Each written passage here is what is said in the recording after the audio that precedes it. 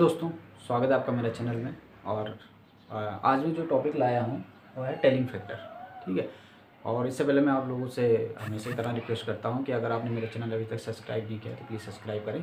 ठीक है, तो बने रहें मेरे साथ। और जो हमारी टॉपिक है ये टेलिंग फैक्टर है, क्योंकि इससे बहुत से सारे क्वेश्चन बनते हैं इंटरव्यू के टाइम पे, या फिर इंटरव्यू टाइम पे ना भी हो तो ये चीज़ें हमें जानना भी ज़रूरी है कि एज पर IP, USP और BP के अकॉर्डिंग जो लिमिट दे रखी है या फिर जो इसके फॉर्मूले हैं वो फॉर्मूले क्या क्या हैं वो आज मैं इस वीडियो के माध्यम से आपको बताऊँगा। ठीक है। इससे पहले मैं एक चीज़ बता देता हूँ आपको कि अगर आप फार्माकोपी की बात करेंगे तो उसमें सिमेट्री फैक्टर लिखा होगा। ठीक है, तो सिमेट्री फैक्टर और टेलिंग फैक्टर दोनों एक ही है। ठीक है। कुछ लोग कहते हैं कि सिमिलेटरी नहीं, सिमेट्री। ठीक है, स्पेलिंग में लिख देता हूँ यहाँ पे, सिमेट्री। ठीक है, नॉट सिमिलेटरी नहीं, सिमेट्री फैक्टर। अगर आपको USP ने या IP ने अगर आपको जो आपके इन हाउस SOP है या फिर आपकी जो डॉक्यूमेंट है उसमें अगर सिमेट्री लिखा है तो सिमेट्री फैक्टर मतलब टेलिंग फैक्टर ही होता है। ठीक है, जो अधिकतर अगर फार्माकोपी के कारण देखा जाए तो जो 2 की लिमिट रहती है कि नॉट मोर देन 2, बट कहीं कहीं 1.5 भी रहती है कि 1.5 से ज़्यादा भी टेलिंग नहीं आनी चाहिए। ठीक है, तो अब बात करते हैं सबसे पहले बात करते हैं IP, BP और USP, इन तीनों में इसका फॉर्मूला क्या दिया हुआ है। ठीक है, तो सबसे पहले हम IP की बात करेंगे। चलो ये बना लेते हैं IP का। IP में लिखा है S, इसको S इक्वल टू होता है आपका WX अपॉन 2A। ठीक है, WX अपॉन 2A। ठीक है, उसके बाद करते हैं BP के अकॉर्डिंग। BP के अकॉर्डिंग होता है W 0.05 डिवाइडेड 2D। ठीक है, और USP के अकॉर्डिंग होता है W 0.05 डिवाइडेड 2F। तो इसमें ध्यान देने वाली बात यह है कि लास्ट में ये सेकंड जब डिवाइड होता है ये 2 ही है। ठीक है, बाकी A है, D है, F है। तो इसको याद करने के लिए आप IP के अकॉर्डिंग A, D, F इस नाम से भी कर सकते हो, क्योंकि अगर आपने IP, BP, USP अगर याद कर लिए तो उसके साथ A, D, F हमारा A उसके बाद D, F, इस वजह से वो सीरियल से चलेगा। तो या तो ऐसे कर अल्फ़ाबेट से याद कर सकते हो कि A पहले आता है, उसके बाद D आता है, फिर उसके बाद F आता है, A, B, C, D और F। तो इससे क्या आपको IP, BP और USP के अकॉर्डिंग ये फॉर्मूला याद रहेगा। ठीक है, लास्ट में तो आपको 2 ही लगाने हैं बस। ऊपर यहाँ ध्यान रखना है कि USP और BP में ये 0.05 है और यहाँ पे ये WX है। मीनिंग सबका एक ही है। ये इसका मीनिंग है कि 5%, इसका 5%, इसका 5%। ठीक है, इन सब का मीनिंग एक ही है, 5% पर। तो ये फॉर्मूला है, इसको नोट डाउन करो और इसको याद रखना हमेशा। तो ये तीनों फार्माकोपी की ये फॉर्मूला है। ठीक है, अब चलते हैं आगे।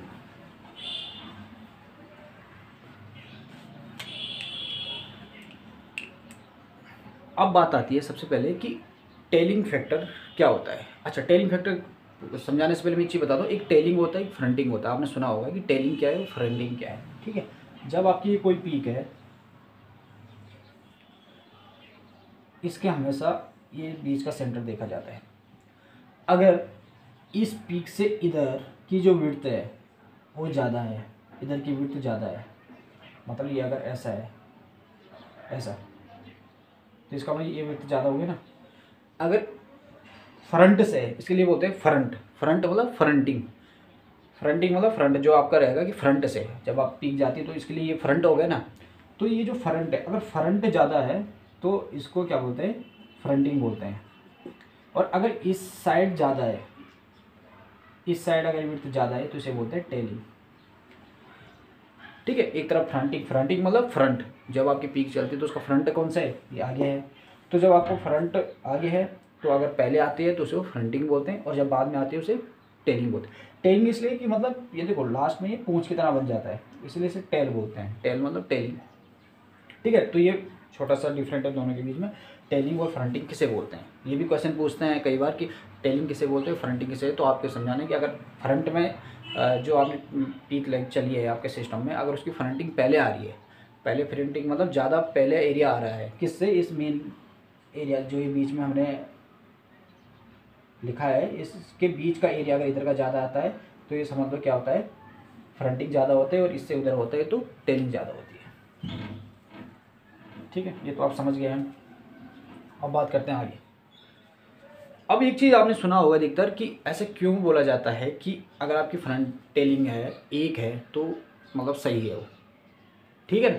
अधिकतर एक दो पे भी आती है, अधिकतर अगर आप बीपी के अकॉर्डिंग देखें, और तो किसी ने आईपी यूएसपी ने मेंशन नहीं कर रखा, लेकिन आईपी ने मेंशन कर रखा, वो बीपी ने मेंशन कर रखा है कि 0.8 से, ठीक है, आपकी जो टेलिंग है वो आपकी मतलब सही टेलिंग है। अगर 0.8 से 1.2 तक अगर आती है तो आपकी टेलिंग सही है।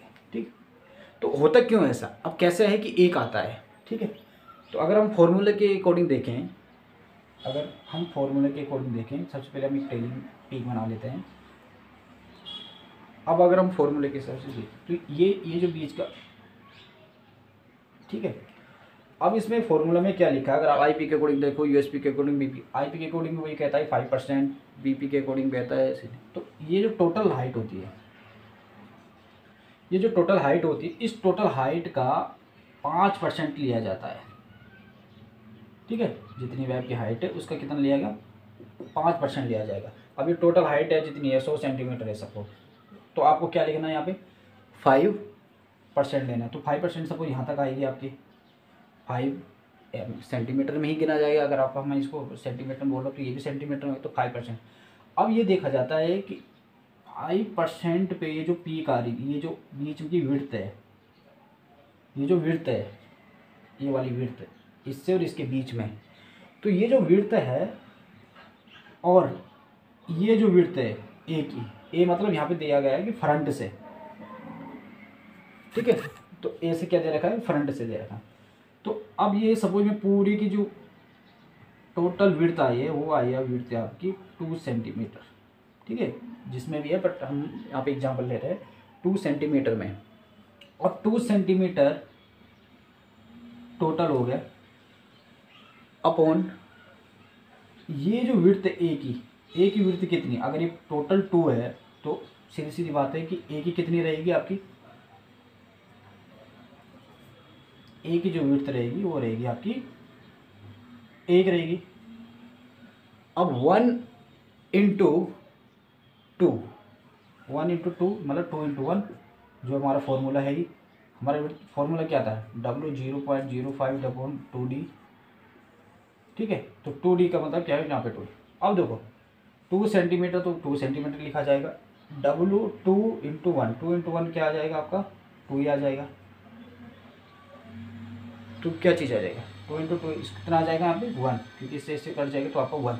तो मतलब इसका क्या मतलब है, इसका मतलब ये है कि आपकी जो पीक है वो पीक जैसे ही ऊपर गई है वैसे ही नीचे आई है, और इन दोनों की जो बीच की जो 5% की जो विड्थ है वो बराबर है। मतलब यहाँ से ये जब यहाँ तक चला ये भी सही है, ये भी सही। अगर यहीं पे ये डबल होता है, ऐसा होता है, देखो अब अगर ऐसा होता तो इस केस में क्या होता है, ये जो टोटल विड्थ है ये सपोज है आपकी 4, ठीक है, और ये विड्थ जो है ये विड्थ है 1। तो फॉर्मूला कैसे बनता फिर, 4/1